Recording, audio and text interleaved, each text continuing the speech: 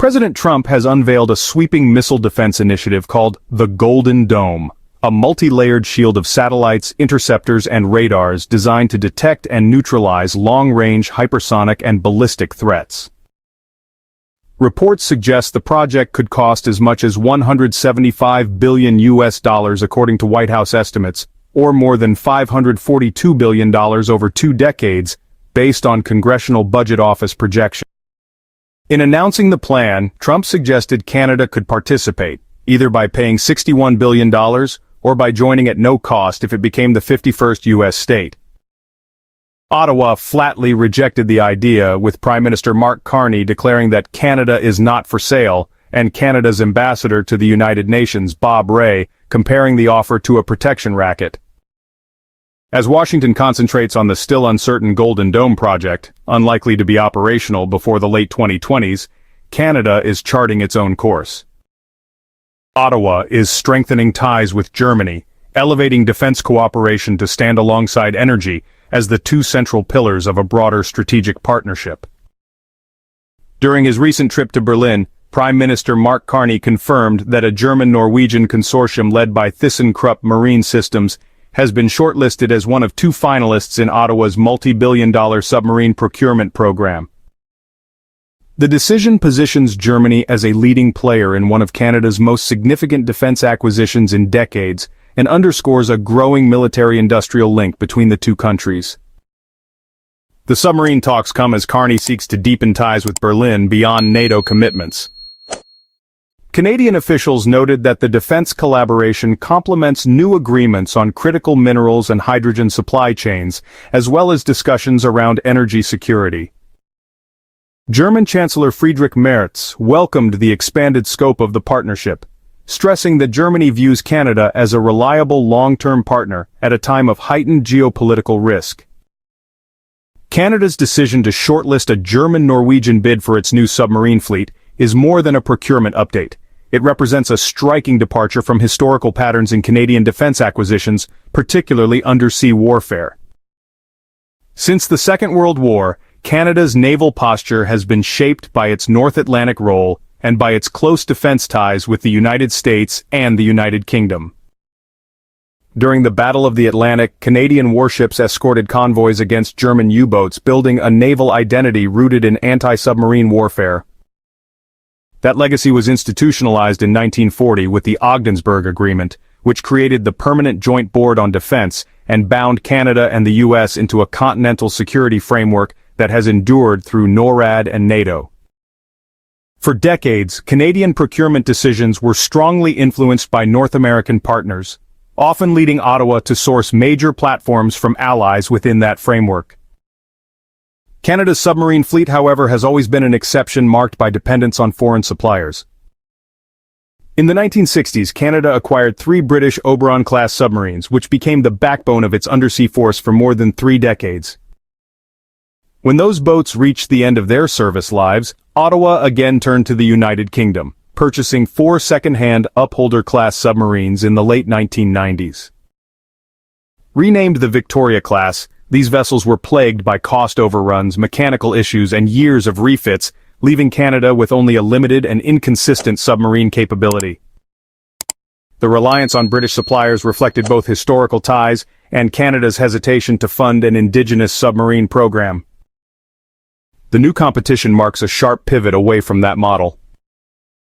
For the first time, Germany, via ThyssenKrupp Marine Systems, is positioned as a frontrunner to deliver an entirely new class of submarines to the Royal Canadian Navy. The German-Norwegian Type 212 design offers modern air-independent propulsion and proven Arctic performance, features absent from the British designs Canada has relied on. Energy remains central to the relationship. Ottawa has launched negotiations with German buyers on transatlantic LNG supply, a marked shift from the Trudeau government's West Coast focus.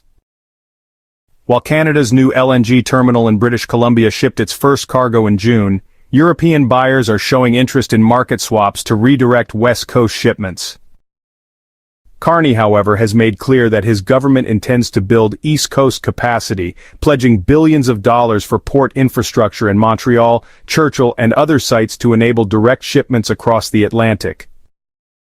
Canada's latest moves in the liquefied natural gas (LNG) market mark a significant shift in its long-standing energy relationship with the United States. For decades, the United States has been the near-exclusive destination for Canadian oil and natural gas exports. In 2023, almost 100% of Canada's 3.1 trillion cubic feet of exported natural gas went south of the border, averaging 8.8 billion cubic feet per day, the highest level since 2010. On the oil side, Canada supplied about 4.1 million barrels per day of crude to the United States in 2024, making it America's largest foreign supplier, and a critical source of the heavy crude that many U.S. Midwest and Gulf Coast refineries are specifically designed to process.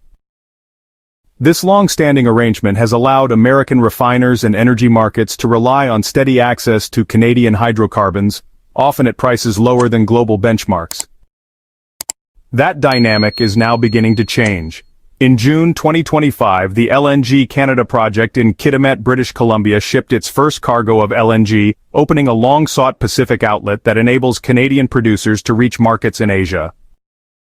At the same time, European buyers, particularly in Germany, are signaling interest in Canadian LNG through market swap arrangements, which would allow cargoes leaving Canada's west coast to be redirected toward Europe.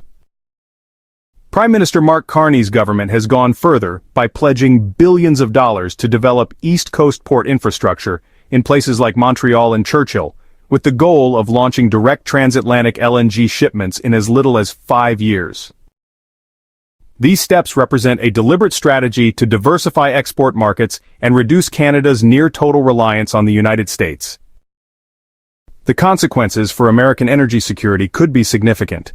Analysts already project that pipeline shipments of Canadian natural gas to the United States may decline from about 8 billion cubic feet per day today to as little as 6 billion by the early 2030s as more supply is diverted overseas. This shift could create tighter gas markets in the United States, particularly in states like New York, Washington, North Dakota, and Minnesota, which are among the most dependent on Canadian imports. In 2023, Canadian gas exports supported more than 10,780 American jobs and added over $2.4 billion in value to the American economy, so any reduction could affect both employment and consumer energy costs. For American refiners, the issue is equally pressing. Many of them are configured to process the heavy crude grades Canada supplies, and a decrease in Canadian shipments, or higher prices as producers seek better returns in Europe and Asia, could put pressure on refinery margins and drive up fuel costs. This would not only affect refiners but also ripple through to U.S. consumers in the form of higher gasoline and heating prices. At the same time, Canada's diversification strategy gives Ottawa new geopolitical leverage. By opening channels to Europe and Asia, Canada is aligning itself with allies seeking alternatives to Russian gas and positioning itself as a more global energy player. For the United States, the change means it can no longer assume privileged access to Canadian energy at favorable terms, potentially complicating energy security planning and trade negotiations. In short, Canada's pivot toward transatlantic and Pacific LNG exports signals the end of the United States' near-exclusive grip on Canadian energy supplies. While this enhances Canada's global influence and economic opportunities, it introduces new challenges for American refineries and gas-dependent states, which may soon face tighter supplies and higher costs as Canada courts new customers abroad. That's all for this video. Thank you for watching. As an independent channel, we don't have corporate backing. We rely on your support to keep going. If you found this video valuable, please give it a thumbs up and leave a comment below. It really helps more people find our work. Thank you so much for being part of our community. Check out the next video on your screen. We picked it just for you.